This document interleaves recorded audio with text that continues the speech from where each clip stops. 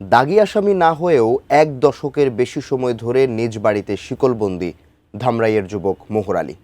শৈশবের ভুল চিকিৎসা আর দরিদ্র পরিবারের বলি ধামরাইয়ের কুল্লা ইউনিয়নের নওগাঁ কাইতপাড়া গ্রামের ৩০ বছরের যুবক মোহর আলী।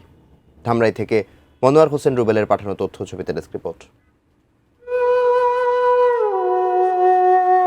যে বয়সে মুক্ত বিহঙ্গের মতো ছোটে চলার কথা, সে বয়সে লোহার শিকলে আটকা মোহরের পা।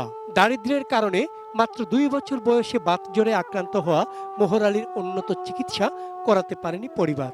ভুল চিকিৎসায় আজীবনের জন্য হারিয়ে গেছে তার ভবিষ্যৎ। ছেলের এমন পরিস্থিতির কারণে আত্মীয় স্বজন থেকে শুরু করে পাড়া প্রতিবেশী সব জায়গাতেই প্রশ্নের সম্মুখীন হতে হয় মা বাবাকে।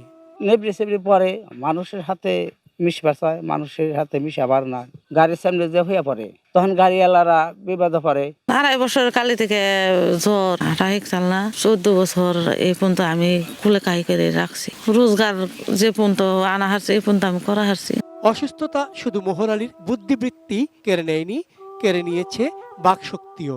শিকল খুলে দিলেই উন্মত্ত হয়ে ওঠেন মোহর।